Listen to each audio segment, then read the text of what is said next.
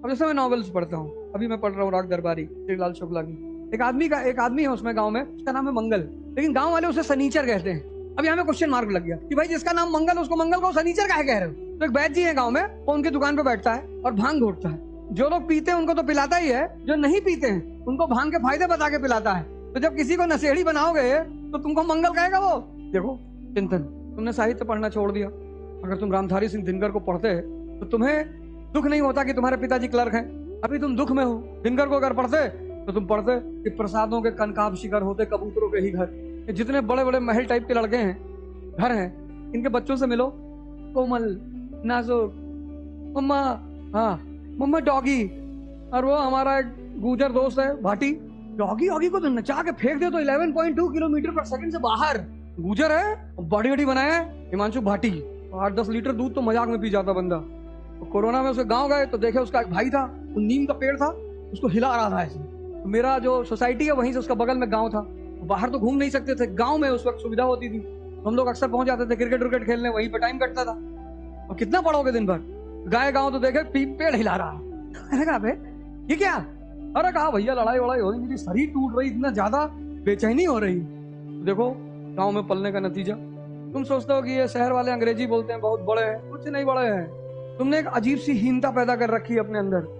प्रसादों के कनकाब शिखर होते कबूतरों के ही घर। महलों में गरुड़ न रहता है, कंचन पर कभी न सोता, रहता वो कहीं पहाड़ों में, पहलों की फटी दरारों में। अगर तुम्हारे पास सुविधाएं हैं भी, छोड़ दो, लग्जरी को छोड़ दो, इतने अंदर से ताकतवर होते चले जाओगे जिसका तुमको अंदाजा नहीं। जंगल में कभी प्रजातंत्र नहीं आएगा, वरना जंगल में कभी चुनाव होगा। कौन शेर के खिलाफ पर्चा भरेगा? जेब्रा? तुम बताओ मुझे, शेर के खिलाफ कौन पर्चा भरेगा? वहां ये हिरन पर्चा भरोगे? अरे भैया, जहाँ शक्ति है वहां उत्साह है। आज उत्साह की कमी है लोगों में। क्यों? शक्ति नहीं है, ना मानसिक है ना शारीरिक है। तो मैं पढ़ाता इतिहास हूँ, लेकिन मुझे सब्जेक्ट पढ़ने के शौक है। तो जब से मैं पढ़ने लगा, स्कूल में तो मैं पढ़ा नहीं कभी, मेरे जिंदगी के 2 भाग हैं। एक भाग मैं पढ़ा ही नहीं। मैं जिससे पूछूं क्यों पढ़ना चाहिए तो कहे पढ़ोगे तो नौकरी लग जाएगी। मैंने कहा जब पढ़ के भी नौकरी बनना है तो अनपढ़ नौकर रहो, कम से कम अहंकार तो नहीं पैदा होगा। पता लगा पीएचडी कर लिए, फिर नौकरी कर रहे हैं, तो वो मरा हुआ बॉस बदतमीजी कर रहा है, ओए पानी लेके आ। हम जहां भी काम किए, कोई हमसे आज तक बदतमीजी नहीं किया। हम ही किए, सामने वाला तो नहीं किया, उतना मौका ही नहीं दिया। राजनीति कर रहे हैं, वहां भी हमको आज तक कोई कुछ नहीं बोला, बोल ही नहीं सकता। इच्छा थोड़ी है। हमसे साहब कहे पैर छुइए, पैर नहीं छुइएगा तो चुनाव हार गए। अबे मैंने कहा 400 चुनाव हारेंगे, किसी का पैर नहीं छुएंगे। अभी 400 चुनाव और हारेंगे, पर पैर नहीं छुएंगे किसी का। पैर किसका छुआ जाता? गुरु का, माँ बाप का, जिसने तुम्हारा जीवन बदला हो, सबका पैर छुओगे? हमारे रिश्तेदार हैं, उनकी कोरोना में ड्यूटी लगी थी इलेक्शन में, तो सौभाग्य से मेरा स्टूडेंट डीएम था, तो हमसे कहे कि अवध, हम क्या यार हमारी ड्यूटी कैंसिल करवा दो। हमने कहा चलो सुबह बोल दूंगा, अगर कर देगा तो ठीक है, वैसे हमारा नौकर तो है नहीं, कोई डीएमएसपी आपका नौकर तो है नहीं, आप उससे रिक्वेस्ट ही कर सकते हो, वो मान जाए तो अच्छी बात है, ना माने तो कोई बात। अरे बोले कैसे नहीं मानेगा? हम कहीं सब मत कहो कैसे नहीं मानेगा, ये तुमको भी बंद करेगा, हमको भी करेगा। डीएम बहुत खतरनाक चीज है। प्रधान जी को देखो कैसे गांव में पीछे खड़ा करवा देती है डीएम, पीछे जाओ, पीछे और पीछे जाओ। वो तो मंजू देवी प्रधान ताकतवर है, कहती जनप्रतिनिधि से ऐसे बात करते हैं। तो गए डीएम के पास, हम बैठे थे, तो लड़का निकला, डीएम साहब निकले, मेरे रिश्तेदार से गए, पैर छू लिए तुरंत। देखे अब तुम्हारे फूफा है वे? नहीं, अब काहे पैर छुए? हमने कहा इसका छुट्टी कैंसिल मत करना, तो इसको बंद कर लो, इसको कम से कम 10 लाठी मारो, तुम पैर काहे छुए हुए? डीएम क्यों छुए? सम्मान दो, प्रणाम करो, सर नमस्कार। मानी सी बात है, पद पे है तो सम्मान तो देना पड़ेगा। सम्मान नहीं दोगे तो दिखा देगा कि गांजा था इनकी गाड़ी में, 2 पुड़िया गांजा ले जा रहे थे, तो सम्मान तो भाई देना पड़ेगा। वो तो भाई उसने कमाया है तो देना पड़ेगा। पैर क्यों छुए तुम? तो जब तक तुम अंदर से ताकतवर नहीं होगे तब तक बाहर उपलब्धि नहीं होगी। और अंदर से ताकतवर होने के लिए तुम्हें सूर्य से एक चीज सीखनी पड़ेगी, न्यूक्लियर फ्यूजन। चंद्रमा में नहीं होता, चंद्रमा उधार की रोशनी लेके चमकता है, इसलिए कोई भी उससे आंख मिला लेता है और रात भर मिलाता है, लेकिन कोई सूर्य से रात भर आंख, दिन भर आंख नहीं मिला सकता। शाम तक आंख चली जाएगी 2 घंटे बाद। मंजू देवी जो प्रधान है पंचायत में, उनका नाम है नीना गुप्ता।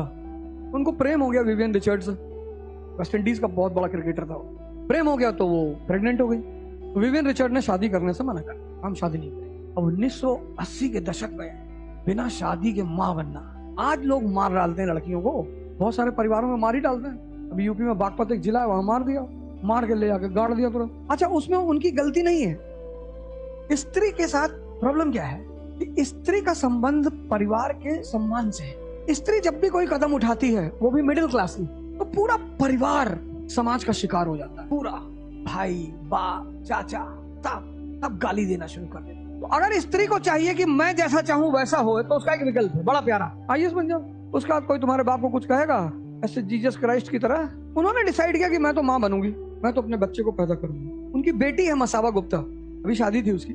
आखिर वो ऐसा कैसे कर पाई? सिर्फ एक वजह से कर पाई, अगर गांव में होती तो मार दी जाती। E=S। अर्थव्यवस्था और समाज का गहरा संबंध है। जहां भी आर्थिक स्वतंत्रता होगी, वहां सामाजिक स्वतंत्रता होगी। Economic independence leads to social independence. तो आर्थिक रूप से आजाद थी। ये काल भारत का द्वितीय नगरीकरण के चरमोत्कर्ष का काल है। अर्थव्यवस्था अपने चरम पर है और औरतें आर्थिक रूप से आजाद हैं। तो जहां भी आर्थिक आजादी होगी, वहां सामाजिक आजादी होगी। नहीं होगी? यहाँ स्त्रियों की दशा क्यों बिगड़ी? अब तो तुमने फैक्टर जाने ही नहीं। मैंने कहा ना कि जो कोचिंग है बहुत अच्छा। हमसे जब पूछा, एक साहब ने पूछा क्या करोगे विधायक बनकर, हमने कहा सबसे पहले तो मेरा टारगेट है शिक्षा व्यवस्था, और शिक्षा व्यवस्था से पहले टारगेट है कोचिंग व्यवस्था। कोचिंग व्यवस्था 50,000 करोड़ का बिजनेस है, अच्छी बात है, एम्प्लॉयमेंट जनरेट कर रही है, पैसा जनरेट कर रही है, तो उसे खत्म करना तो अनुचित है। मतलब एक बेवकूफी भरा कदम। जो हमें इतना पैसा दे रहा है कमा के और 5,000 करोड़ टैक्स जमा कर रहा है, उस व्यवस्था को हम क्यों मारे? भाई जहां से पैसा आ रहा है उसमें सुधार कर दो।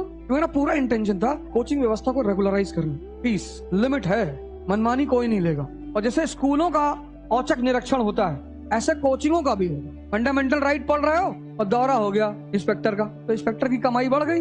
यहाँ भाई क्या क्या पढ़े? बोले साहब फंडामेंटल राइट पढ़ लिए। हाँ बोले बताओ, चलो राइट टू इक्वालिटी समझाओ। तो नहीं समझा पाए लड़का तो कोचिंग फाइन देगी। ऐसे बड़े सारे विकल्प मेरे पास है, मेरे सारे विचार है, क्योंकि मैंने इस फील्ड में काम किया है।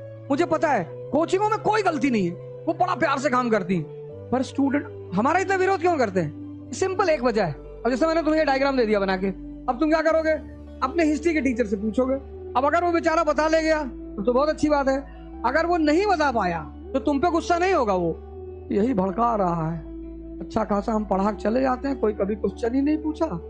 25 साल से इस फील्ड में हूँ और लोग कहते हैं वो नहीं पढ़ाते नहीं। आज तक कोई मेरी क्लास में नहीं आया।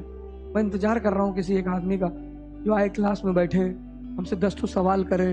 बस सोशल मीडिया पे लिखते हैं यूट्यूब। उसका मैं बुरा नहीं मानता, क्योंकि जैसे कुत्ते का काम भौंकना है, ऐसे हिजड़े का काम है गाली देना। देखो कैसे घूम घूम के गाली देते रहे, और उनकी गाली आशीर्वाद मानी जाती। इससे ज्यादा कर ही कह सकते हो। और सामने पड़ जाओगे तो भगवान जाने क्या होगा।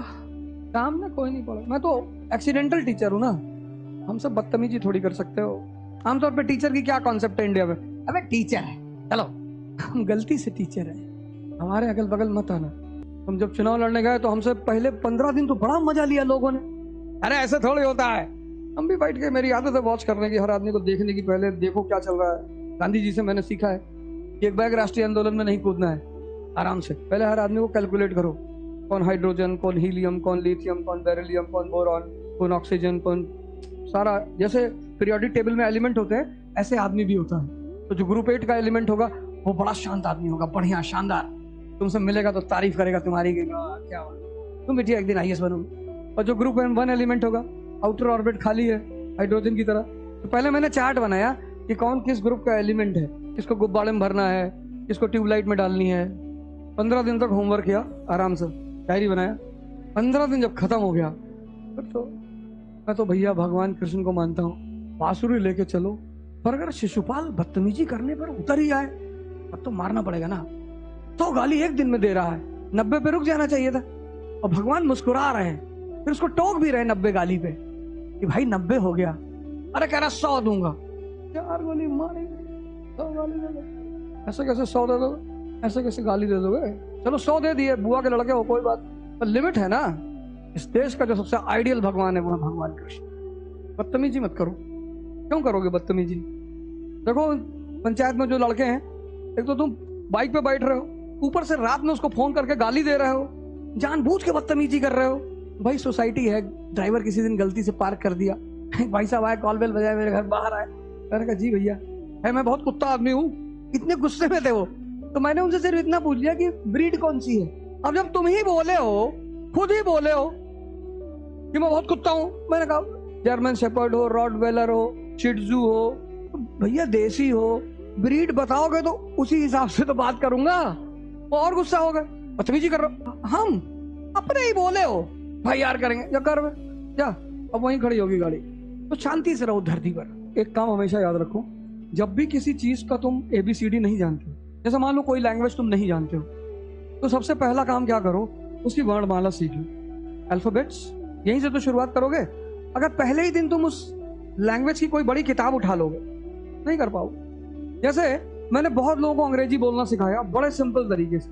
अमर चित्रकथा आती है, चित्रकथा में जो कहानियां बचपन में पढ़ते थे ना, कॉमिक्स, अब चित्रकथा जो होती है वो बच्चों के लिए होती है। अगर तुम चाहते हो तुम्हारी इंग्लिश तुम जानते हो, फ्लुएंट नहीं है, चित्रकथा पढ़ना शुरू कर दो। कम से कम 5000 चित्रकथाएं हैं, हर व्यक्ति पर एक चित्रकथा है। डॉक्टर अंबेडकर, APJ कलाम, तुलसीदास, कबीरदास, सब पे। तो सरलतम से कठिनतम की तरफ जाओ। जैसे अगर तुम्हारा ज्योग्राफी नहीं क्लियर है तो कक्षा 6 से 8 NCERT, 6 से 8, 12 पे पहले मत जाना। पहले तुम समझो लैटिट्यूड क्या है, लॉन्गिट्यूड क्या है। लैटिट्यूड पढ़ के हमें क्या समझ में आता, समय लॉन्गिट्यूड से मौसम और जलवायु। अफ्रीका 2 ट्रॉपिक्स के बीच में पड़ता है, पूरा अफ्रीका, तो पूरे साल उसको सबसे ज्यादा सनरेज मिलती है, तो गर्मी का कॉन्टिनेंट है। अगर तुम पूरा अफ्रीका देखो तो ट्रॉपिकल जोन में है, ट्रॉपिक ऑफ कैंसर, इक्वेटर और ट्रॉपिक ऑफ कैप्रिकॉन, पूरा अफ्रीका पूरा। यानी अगर तुम्हें किसी जगह का जलवायु समझनी, अब ये मान लो अफ्रीका है तो ये ट्रॉपिक ऑफ कैंसर, ये इक्वेटर 0 डिग्री और ये ट्रॉपिक ऑफ कैप्रिकॉन, तो पूरा अफ्रीका ट्रॉपिक्स में पड़ता है। तो जब पूरा अफ्रीका ट्रॉपिक्स में पड़ता है तो सबसे ज्यादा सनरेज यहाँ पे मिलेगी। यानी बिना लैटिट्यूड समझे तुम जलवायु नहीं समझ सकते। अब तुम सोचो, अगर तुम क्लाइमेट की किताब उठा लो, क्लाइमेट पढ़ना शुरू कर दो बिना लैटिट्यूड समझे, तो संभव हो पाएगा? नहीं हो पाएगा। कैसे 8 देखो, थिंकिंग यार, क्रिटिकल थिंकिंग का एक बड़ा प्यारा तरीका ये है, मैंने कहा ना कि तुम चिंतन नहीं करोगे तो वो अप्रोच आएगी नहीं। देखो पंचायत सीरीज तुमने भी देखी, पंचायत मैंने भी देखी। अगर मैं तुमसे कहूँ पहली सीरीज के 4 इंपॉर्टेंट चीजें बताओ जो तुमने उससे सीखी। पहला, अंधविश्वास को जागरूकता से दूर किया जा सकता है, भूत वाला एपिसोड, ये पहली बात है। अंधविश्वास को किससे दूर किया जा सकता है?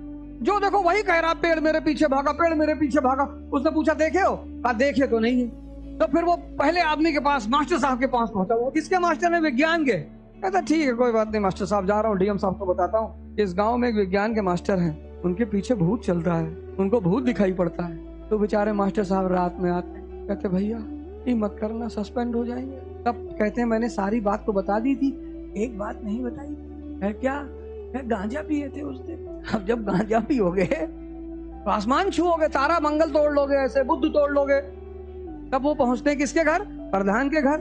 तब मंजू देवी बेलन लेके आती है, बहुत गुस्से में है, इसलिए नहीं कि इसने गांजा पिया था, इसके गांजा के चक्कर में एक बार वो गिरी तो घुटना फट गया, और दूसरी बार वो कहती है इस बात को, और दूसरी बार उनकी 6000 की साड़ी फट गई। ये है क्रिटिकल थिंकिंग।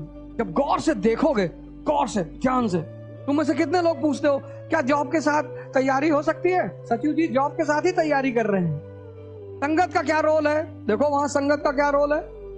विकास बहुत पढ़ा लिखा नहीं है, लेकिन सचिव को जब जब सचिव दिक्कत में आते तो मोटिवेट करता है, सर प्रतिभा बहुत है आपके अंदर।